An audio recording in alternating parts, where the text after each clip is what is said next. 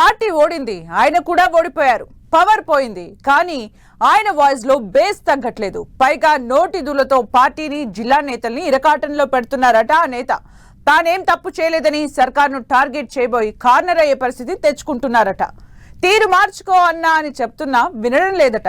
ఆయన దూకుడు తమకు తలనొప్పిగా మారిందని వాపోతున్నారట మిగతా నేతలు. ఎవరా లీడర్? ఆయన అడ్డగోలు రాగమేంటి?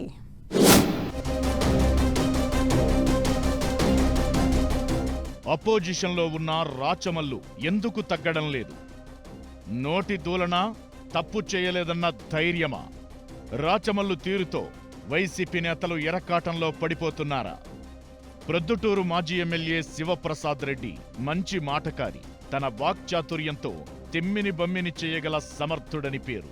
తాను చెప్పిందే నిజమనేలా అందరినీ నమ్మించి మాట్లాడగల నేర్పరి కూడా. తన మీద చిన్న విమర్శ వచ్చినా ఓవర్గా రియాక్ట్ అయి పెద్ద పెద్ద స్టేట్మెంట్లివ్వడం ఆయన నైజం. తప్పు చేసి ఉంటే తన తల్లిదండ్రులకే తాను పుట్టలేదంటూ, తాను నమ్మే శివుడిపైన ప్రమాణం చేస్తానంటూ గతంలో ఆయన చేసిన వ్యాఖ్యలు ప్రొద్దుటూరు ప్రజలు ఇంకా మరవలేదు. అయితే ప్రత్యర్థులు చేసే విమర్శలకు నేరుగా సమాధానం చెప్పలేకే రాచమల్లు ఇలాంటి వ్యాఖ్యలు చేస్తారన్న ప్రచారమూ ఉంది. గతంలో వైఎస్ వివేకానందరెడ్డి కేసులో కడప ఎంపీ అవినాష్ రెడ్డిపై ఆరోపణలు వచ్చిన నేపథ్యంలో రాచమల్లు చేసిన వ్యాఖ్యలు ఆ పార్టీని ఎరకాటంలో పడేశాయి. అవినాష్ రెడ్డి ప్రమేయం ఉన్నట్లు నిరూపిస్తే కడప జిల్లాలోని వైసీపీ ఎమ్మెల్యేలందరం రాజీనామా చేస్తామంటూ స్టేట్మెంట్ ఇచ్చారు రాచమల్లు. అప్పట్లో ఆయన వ్యాఖ్యలు దుమారం లేపాయి. తమ్ముడు తప్పు చేస్తే జగన్ రాజీనామా చేస్తారా అంటూ అప్పట్లో సోషల్ మీడియాలో సెటైర్ల వర్షం కురిసింది. తీరా ఆ కేసులో అవినాష్ ముద్దాయ్యారు. వెంటనే స్వరం మార్చిన రాచమల్లు నేరం రుజువైతే రాజీనామా చేస్తామని చెప్పానంటూ కవర్ చేసుకునే ప్రయత్నం చేశారు. గతంలో వరుసగా 2 సార్లు గెలిచిన రాచమల్లు ఈసారి ఓటమి పాలయ్యారు. ఓడినా అదే గర్వంతో మాట్లాడుతూ సెన్సేషనల్ అవ్వాలని ప్రయత్నిస్తున్నారన్న గుసగుసలు వినిపిస్తున్నాయి.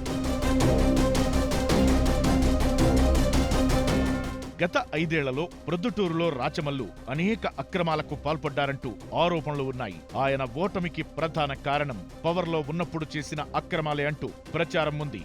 అయితే ఓడిన తరువాత కూడా తీరు మార్చుకొని రాచమల్లు తనపై వచ్చిన విమర్శలపై ఏ విచారణకైనా సిద్ధమంటూ సవాళ్లు విసురుతున్నారు.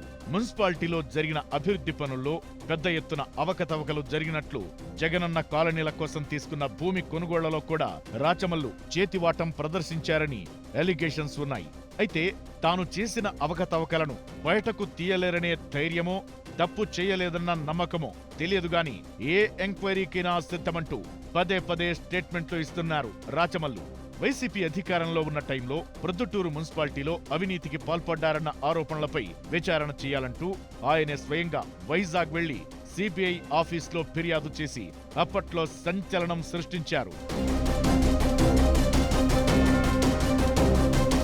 పదవిలో ఉన్నంతకాలం విచారణకు సిద్ధమంటూ నాయకులు వ్యాఖ్యానించడం కామన్.